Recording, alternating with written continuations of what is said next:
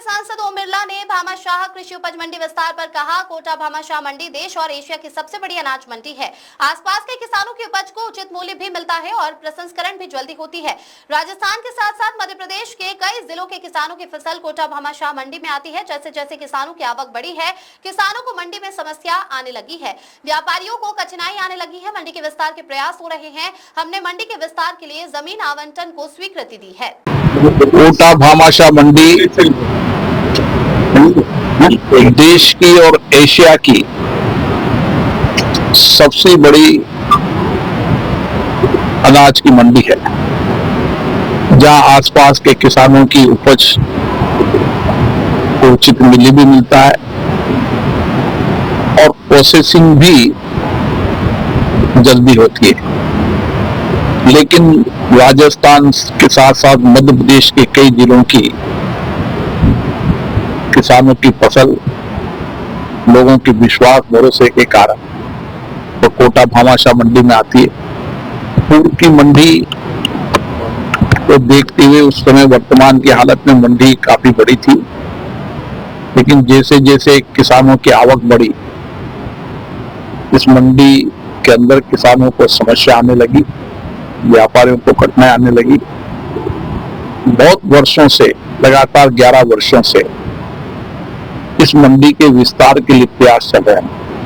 सारी संभावनाओं को देखते हुए जो कृषि उपज मंडी की मांग थी, उसके लिए उन्होंने शर्तों को विलोपित करते हुए और ये मंडी के विस्तार के लिए उन्हें जमीन आवंटन के लिए स्वीकृति दी।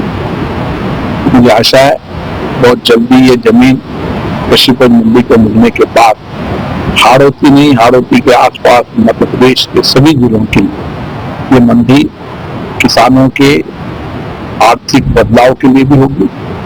व्यापारियों और किसान और यहाँ काम करने वाले जितने लोग हैं, उनको जो कठिनाई होती थी, जो चुनौती होती थी, उससे समाधान मिलेगा। और मंडी के विस्तार के साथ साथ यहाँ पर और जिले के लोग भी इस कृषि उपज मंडी समिति के अंदर अपनी आवक, अपने उपज को बेचने आएंगे। अंदर एग्रो बेस्ड इंडस्ट्रीज के प्रोसेसिंग प्लांट, उसके लिए भी हमारी चर्चा हुई है। हम शीघ्र ही 2026 में एग्रो बेस्ड इंडस्ट्रीज इस हाड़ौती क्षेत्र में अधिकतम आए, इसके लिए एग्रो बेस्ड इंडस्ट्रीज पार्क की भी शुरुआत कर रहे हैं, जिससे कि किसान, व्यापारी, उद्यमी जो भी यहाँ पर आएगा, वो अपने माल का प्रोसेस करने के बाद, उसका वैल्यू एडिशन करने के बाद, क्योंकि दिल्ली बम्बई कॉरिडोर से ये कोटा गुजरता है, तो किसानों को दिल्ली और बम्बई अपनी उपज भेजने में सुविधा भी होगी, ताकि उनको उचित मूल्य भी मिलेगा और उनकी प्रोसेस होने के बाद वैल्यू एडिशन का भी लाभ उनको मिलेगा।